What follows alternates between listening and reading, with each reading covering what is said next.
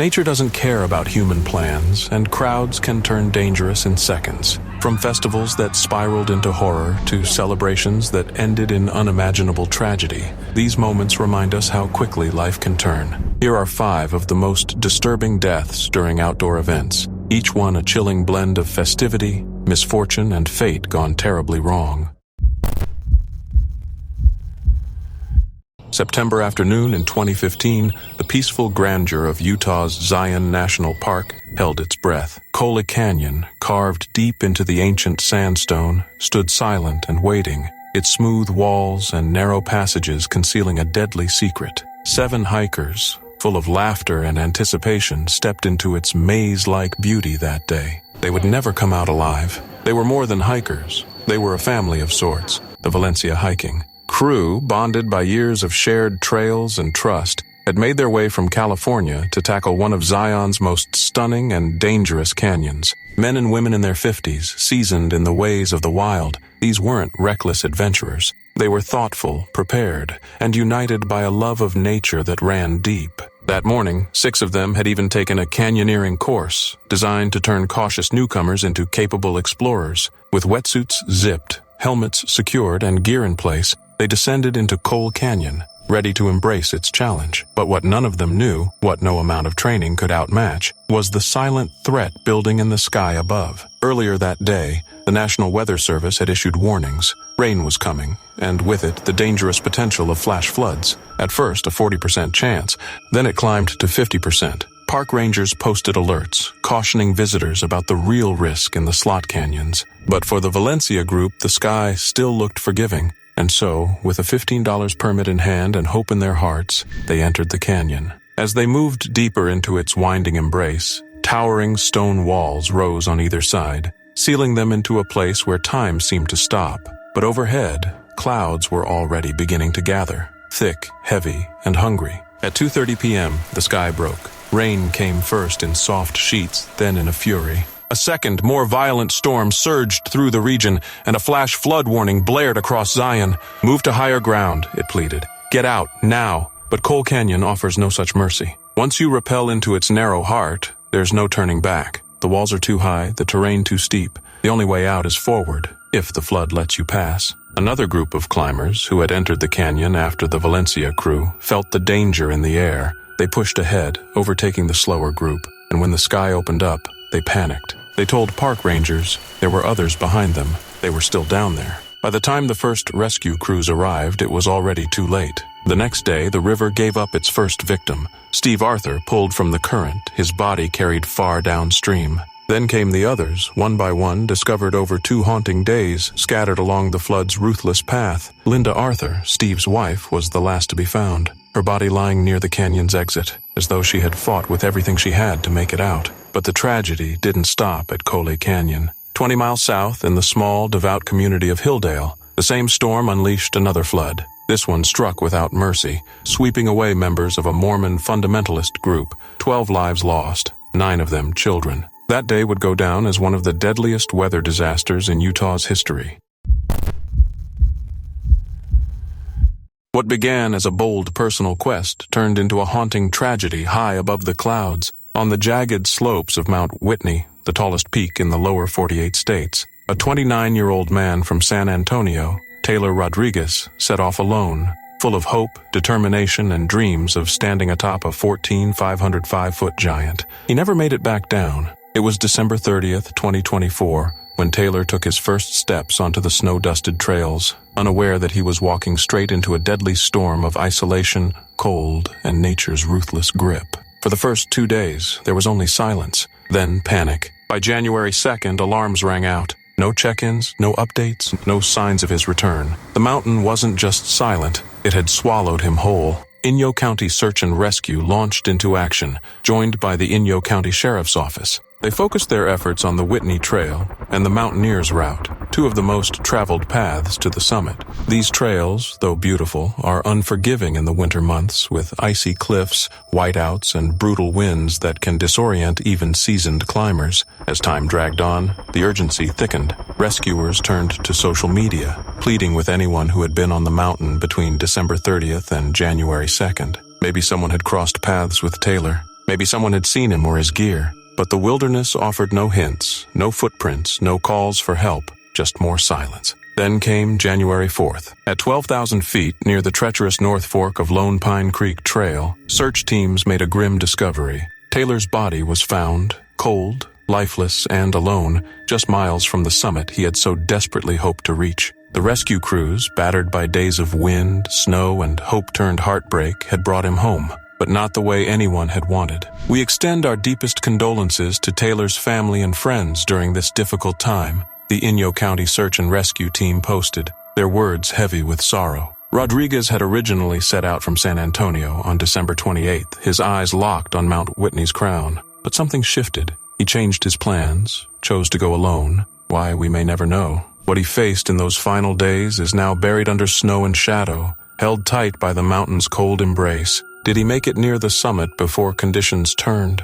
Was he caught in a storm? Did injury or exhaustion end his climb? The questions echo against Whitney's slopes with no answers in return. Mount Whitney is more than a mountain. It's a force, a symbol of adventure, yes, but also of risk. Taylor's story is a sobering reminder that nature doesn't bend to human will. Even the most meticulous plans, the strongest wills, the grandest dreams can be undone in an instant by the brutal reality of the wilderness. As the rescue teams descend and the snow falls again, the mountain remains quiet. It won't explain what happened. It never does. But Taylor Rodriguez's journey, his courage, his ambition, and his tragic end won't be forgotten. It stands as both a tribute and a warning. Out here, the peaks don't forgive, and sometimes the price of chasing the sky is never coming back down.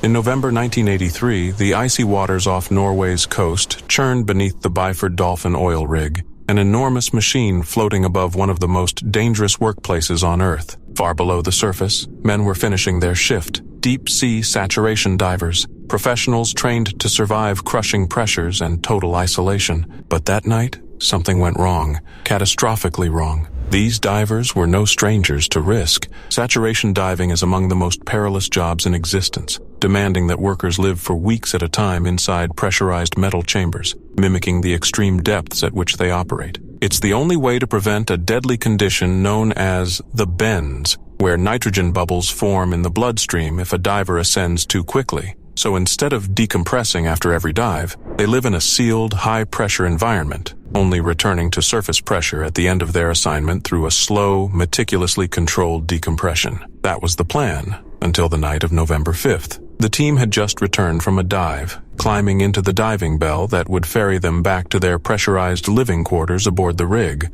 They were exhausted, but alive. The final steps of the procedure were simple, but crucial. Once the diving bell was docked to the chamber trunk, it had to be sealed off, pressurized, and only then could the clamp holding it be released. It was a routine everyone knew by heart. But one small mistake shattered everything. No one knows exactly what caused it. Fatigue, miscommunication, or perhaps a mechanical fault. But one of the tenders released the clamp too early, just a few seconds too soon. Before the chamber could equalize with the bell, the seal was broken, and in that instant, the force of nature that divers spend their entire careers respecting and fearing was unleashed. The pressure inside the system had been 9 atmospheres, equivalent to being nearly 300 feet underwater. The moment it was exposed to the normal surface pressure, everything inside exploded outward. The diving bell was blown away from the rig with terrifying force. The tender who had released the clamp was standing closest. He was killed instantly, his body struck by the flying machinery.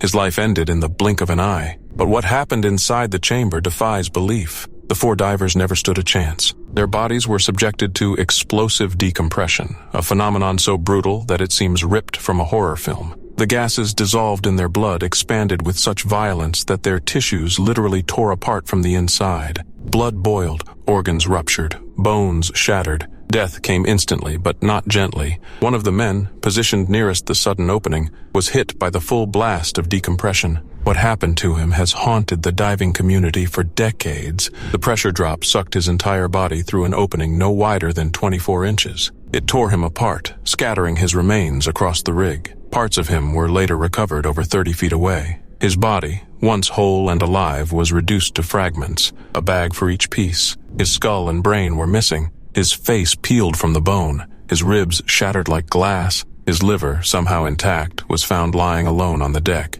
For over 2 decades, families fought, demanding answers, accountability, justice. 26 years later, they finally got it. An official report confirmed what many had suspected. The Byford Dolphin's equipment and safety protocols were flawed, dangerously so. The disaster had been avoidable. Changes were made. Safety procedures tightened, but the scars remain. This was not just an accident. It was a terrifying lesson in what happens when a single step is skipped in a world where pressure can kill in milliseconds. It was a reminder that the ocean is not just vast and beautiful, it is violent, cold, and utterly unforgiving. Saturation divers walk a tightrope between survival and disaster, and when that rope snaps, the result is often too horrific to put into words.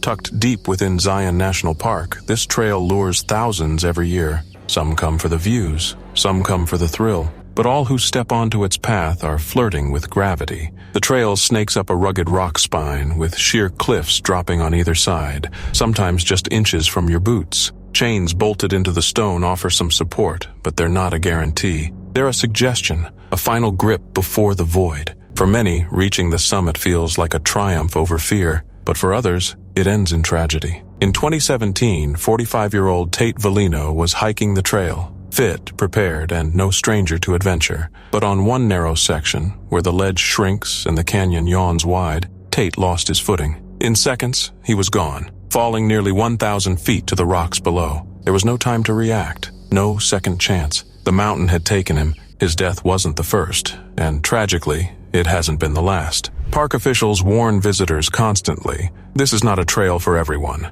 It demands strength, focus, and respect. If you're unsure, turn back. But still, the trail tempts. Still, the ledges fill with people pushing limits, sometimes too far. Not all the danger comes from falls. Just before the chain-assisted section begins, there's a place called Scout Lookout. It's the last safe point before the final ascent. In 2019, a 63-year-old man from San Diego collapsed there, just shy of the most treacherous stretch. Fellow hikers, some with medical training, rushed to help, performing CPR as they waited for emergency teams to arrive. For nearly 90 minutes, they fought to save him. Park rangers deployed defibrillators, heart monitors, everything they had, but nothing worked. He was pronounced dead at the scene. A heart attack, they said. But on a trail like Angel's Landing, even the strongest hearts are tested. It took over 20 rescuers, paramedics, EMTs, park medics to respond. Just reaching the scene was a challenge. That's the reality here. Help is not minutes away. When something goes wrong on this trail, the mountain doesn't wait for rescue. Angel's Landing is more than a hike. It's a test, a gauntlet of stone and altitude and nerve. And while the photos from the top are breathtaking, they don't show the ledges, the trembling hands, the moment when your instincts scream, stop, but you keep going anyway. For those drawn to its heights, there's a responsibility, one that can't be overstated. Know your limits. Listen to your body. That ache in your chest, that wave of dizziness, that hesitation, don't ignore them. They're not weaknesses, they're warnings. The trail is not going anywhere. But if you ignore the signs, you might. Angel's Landing isn't evil. It doesn't hunt, but it doesn't forgive either. It is stunning. It is merciless. And it demands one thing above all else, respect. Because in Zion, the angels don't always catch you when you fall. On Sunday, February 2nd, 2025, what should have been a beautiful day in nature became something far darker. An afternoon drenched in tragedy and heartbreak. The punch bowls near Santa Paula, usually a sanctuary for hikers and thrill seekers, turned into the scene of a desperate fight against time, water, and fate. John Antonio Madrigal, 44, from Oxnard, didn't set out that day expecting anything but adventure. He was with a close friend, surrounded by the sound of rushing water and the crisp winter air. But nature doesn't give warnings. It doesn't pause for friendship, preparation, or strength. And sometime around noon, the wild claimed him. The Ventura County Sheriff's Office received the first report. A man had fallen into the icy water and disappeared. At first, details were scarce, just panic. Then the story began to unfold, a chilling, devastating sequence that would leave a lasting scar on everyone involved. Madrigal and his friend had been navigating the rugged, scenic trail, tight paths, slick rocks, and the ever-present thunder of moving water. They were experienced enough to respect it, but respect doesn't always equal safety. And then it happened. Madrigal went into the water. Some say he fell. Others, including the friend who was there, believe he dove in himself, maybe for a quick thrill, maybe to cool off. But whatever the reason, the moment his body hit the surface, everything changed. The water that sparkled under the sun turned instantly unforgiving. His friend, gripped by panic, jumped in without a second thought. Once, then again. Both times, the current ripped him back. The water was too cold, too fast, and Madrigal, just out of reach, was already slipping away. The friend, now shivering, breathless, and soaked, realized what he had to do. He ran, through rugged backcountry, climbing over rocks, heart pounding, lungs screaming for air. He was searching for the one thing that could still save Madrigal, a signal. He ran for miles, desperately checking his phone, praying for a single bar. Finally, he managed to send a message. Help was on the way, but the mountain doesn't wait. When the rescue teams arrived, it was already over. John Madrigal was gone. The Ventura County Medical Examiner's office would later confirm that he drowned, but there was more. An underlying condition, atherosclerotic cardiovascular disease, had contributed to his death. His body had been fighting two battles, one against the water and another within. What happened in those final moments? Did he misjudge the current? Did he feel something shift inside his chest before the water pulled him under? We'll never know exactly what went through his mind in that final gasp of consciousness. What we do know is this. His friend tried. He fought with everything he had, but sometimes even everything isn't enough. At first, officials believed Madrigal had fallen, but later, as the friend recounted the harrowing tale, a different truth emerged. Madrigal had chosen to enter the water. Maybe it was just a moment of spontaneity, a decision made without knowing what waited beneath. 1 second of miscalculation.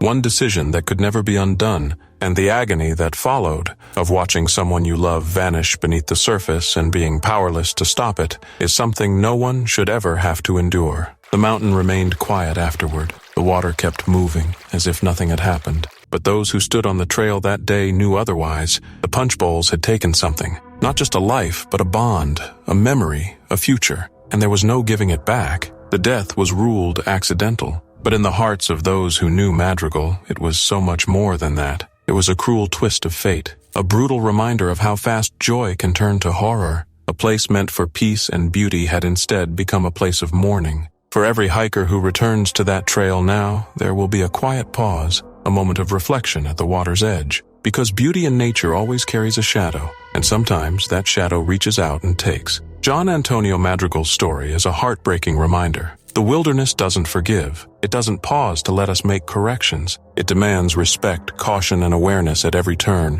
One misstep, one dive, one misjudged second, and everything can change. The water still flows at punch bowls, but for those who remember that day, it flows a little heavier, a little darker, a little quieter.